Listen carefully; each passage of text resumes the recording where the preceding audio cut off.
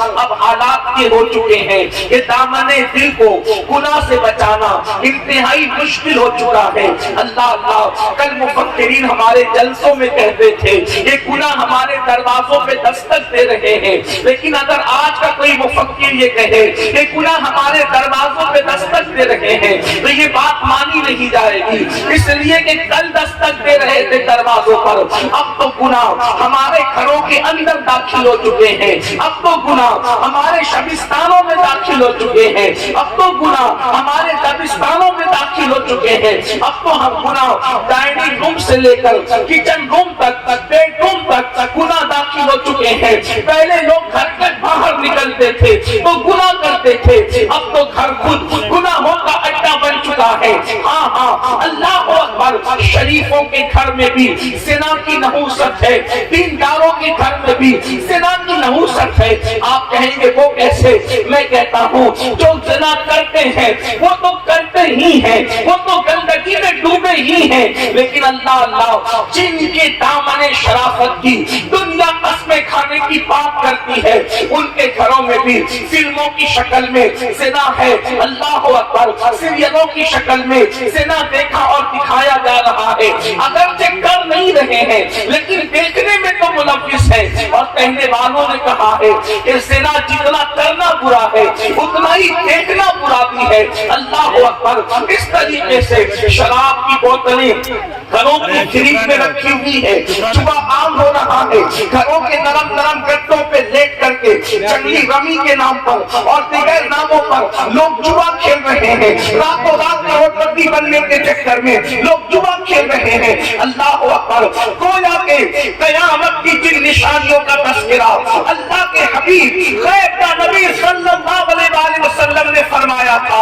آج وہ سب کچھ ہم اپنی نگاہوں سے دیکھ رہے ہیں۔ مثال کے طور پر فرمایا تھا عورتیں کپڑے پہن کر بھی ننگی رہے گی، دیکھنے والے دیکھ سکتے ہیں، مشاہدہ کرنے والے کر سکتے ہیں۔ جس وقت میرے آقا نے فرمایا عورتیں کپڑے پہن کر ننگی رہے گی، صحابہ کو حیرت ہوئی تھی، یا رسول اللہ ہمارے ماں باپ آپ پہ قربان، کوئی کپڑے پہن کر ننگا کیسے رہ سکتا ہے؟ تو میرے آقا نے صلاۃ و تسلیم نے فرمایا تھا کپڑے اتنے باریک پتلے پتلے تنگ اور چست پہنے جائیں گے کہ اللہ اکبر، کپڑے پہننے کے بعد بھی بدن نظر آئے گا۔ اللہ اللہ، آپ دیکھیں، اللہ اکبر، آج قوم کی بیٹی جب دکان پر کپڑا خریدنے جاتی ہے تو یہ کہتی ہے فلاں اداکارہ نے فلاں سیریل کے اندر جو کپڑے پہنے تھے ذرا وہ کپڑے نکال کر کے دکھاؤ۔ اللہ اکبر، قوم کی بیٹیوں کو سیدہ فاطمہ کے لباس سے دلچسپی نہ رہی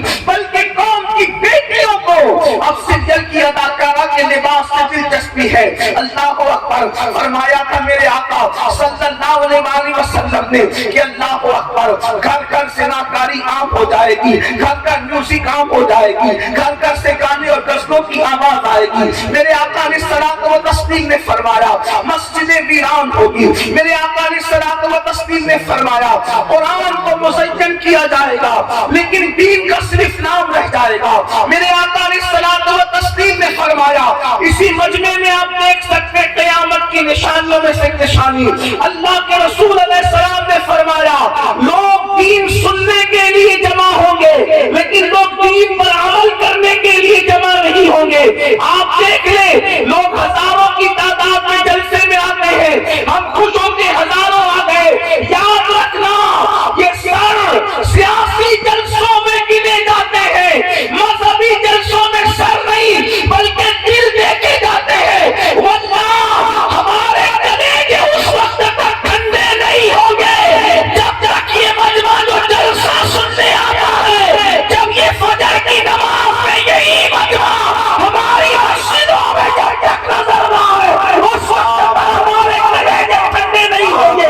دین سننے کے لیے تو آ رہے ہو، دین پر عمل کرنے کے لیے کہا۔ اللہ اکبر، پتا چلا گناہ عام ہو، گیٹوں پر بھیڑ ہے، چون گیٹوں پر بھیڑ ہے، عورتوں پر ظلم ہو رہا ہے، بچوں کے حقوق ادا نہیں ہو رہے ہیں، شوہر بیوی کی حق تلفی کر رہا ہے، بیوی شوہر کی حق تلفی کر رہی ہے، یہاں تک کہ شادی شدہ لوگ بھی ایک دوسرے کے ساتھ ناجائز اور حرام تعلقات پیدا کر رہے ہیں۔ شادی شدہ عورتیں بھی اللہ اکبر سب نہیں لیکن کچھ کسی نہ کسی کا ہاتھ پکڑ کے کی نظر آ رہی ہے، شادی شدہ مرد بھی ناجائز تعلقات قائم کرتے نظر آ رہے ہیں۔ ان حالات میں ایک شریف النفس انسان سوچتا ہے آخر ان گناہوں کا سد باب کیسے کیا جائے، گناہوں سے کیسے روکا جائے، گناہوں پہ بل کیسے باندھا جائے۔ تو یاد رکھنا، جلدی جلدی اپنی گفتگو کی طرف آنا چاہتا ہوں، اصل عنوان کی طرف آنا چاہتا ہوں۔ تو کہنے والا کہتا ہے کہ اللہ اکبر، انسان کو گناہ سے روکنے کے لیے ایک ہی چیز ہے، اور اسی ایک چیز کے ذریعے سے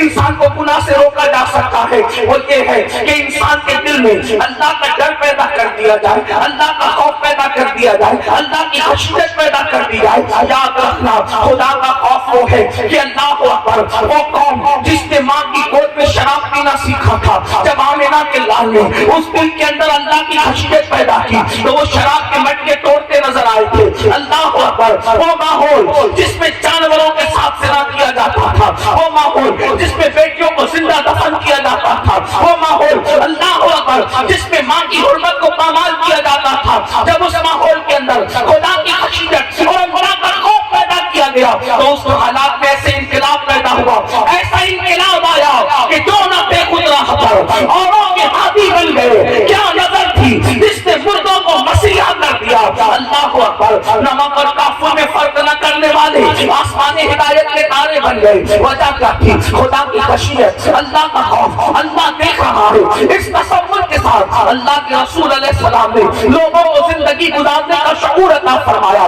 پتا چلا اللہ کا خوف جس دل میں پیدا ہوتا ہے، خدا کی خشیت جن کے دلوں کے اندر پیدا ہوتی ہے، وہ انسان گناہ چھوڑ دیتا ہے۔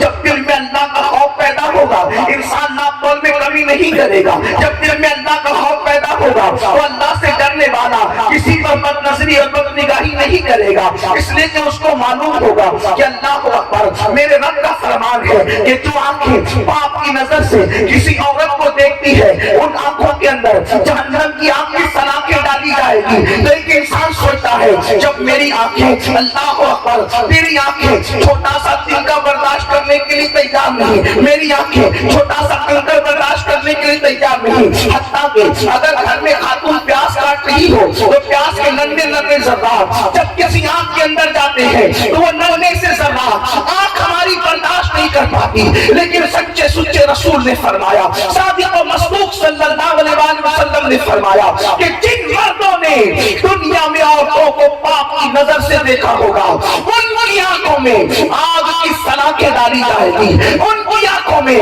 آگ بھری جائے گی۔ اپنی قوم کے جوانوں سے پوچھنا چاہتا ہوں، اپنی جوانی پر غرور کر کے خدا کے عذاب کو چیلنج کرنے والوں، اپنی جوانی پہ گھمنڈ کر کے خدا کے عذاب کو دعوت دینے والوں، خدا کے غضب کو دعوت دینے والوں، اپنی کمزوری تو دیکھو، ننھا سا تنکا اپنے گھر کا اڑ کر کے اگر آنکھوں میں آئے تو ہماری آنکھ اس کو برداشت نہیں کر سکتی۔ پیاس کے ننھے ننھے ذرات ہماری آنکھ اس کو برداشت نہیں کر سکتی۔ وہ پیاس یہ ٹکڑی کھا کے ہضم کر کے اس کا حساب ہمارے پاس نہیں ہے، اس کا ذرات برداشت نہیں کر سکتی۔ تو دنیا کی آگ سے 70 درجہ زیادہ جو جہنم کی آگ ہے، جب اس کی سلاخیں کسی عورت کو پاپ کی نظر سے دیکھنے کی بنیاد پر آنکھوں میں ڈالی جائے گی، اس وقت ہمارا کیا بنے گا، اس وقت ہمارا انجام کیا ہوگا۔ یاد رکھنا، اگر یہ بات کوئی مولوی کہہ دے جس نے اپنی زبان سے اپنی طبیعت کے مطابق کبھی کلام نہیں کیا بلکہ ان کی شان کے ہے، وما ينطق عن الهوى ان هو الا وحی یوحی، وہ اپنی مرضی سے نہیں بولتے، زبان ان کی ہوتی ہے، کلام خدا بندے قدوس کا ہوتا ہے۔ اللہ اکبر، وہ شفیع المذنبین فرما رہے ہیں، وہ امت کے غمگسار فرما رہے ہیں۔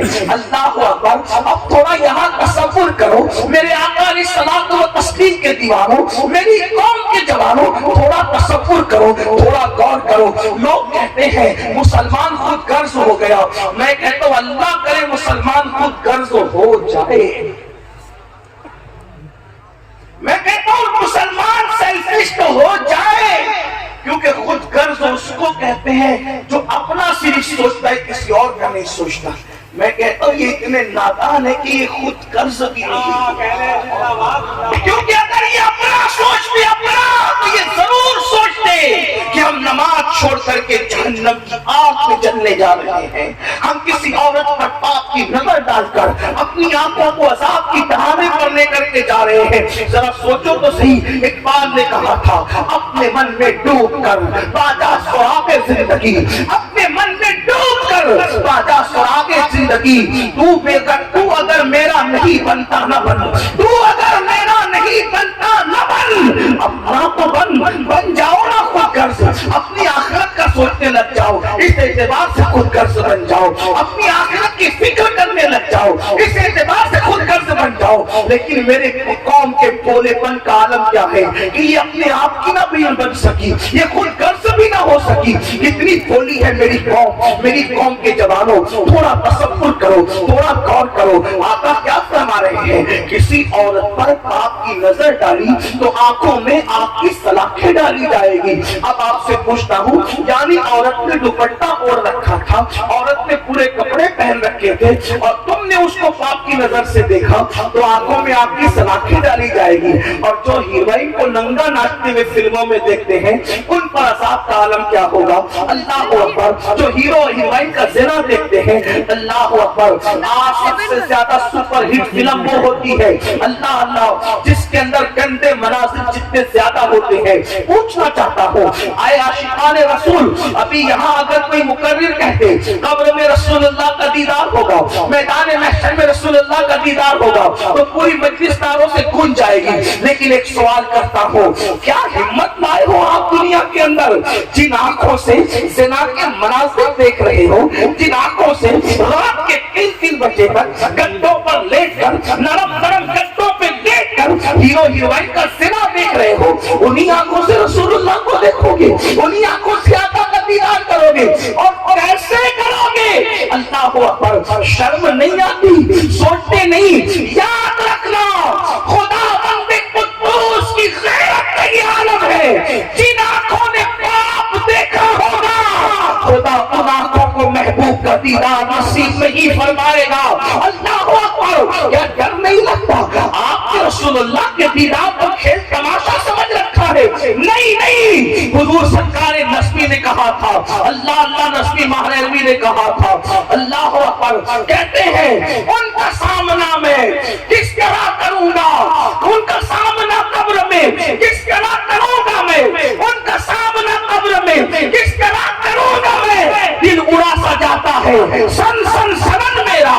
اللہ اکبر۔ اتنے قریب سے حضور کی زیارت ہوگی، اللہ نہ کرے 1000 بار نہ کرے اگر میرے آقا نے یہ فرما دیا ظالم منافق تو باپ کے مناظر دیکھتا تھا اور اب میرا جلوہ دیکھنے آیا ہے، نمازوں کو ترک کرتا تھا اور اب میرا جلوہ دیکھنے آیا ہے۔ اللہ اکبر۔ عورتوں پر باپ کی نظر ڈالتا تھا، شراب کے پیالے اڈیلتا تھا منہ میں اور اب میرا جلوہ دیکھنے آیا ہے۔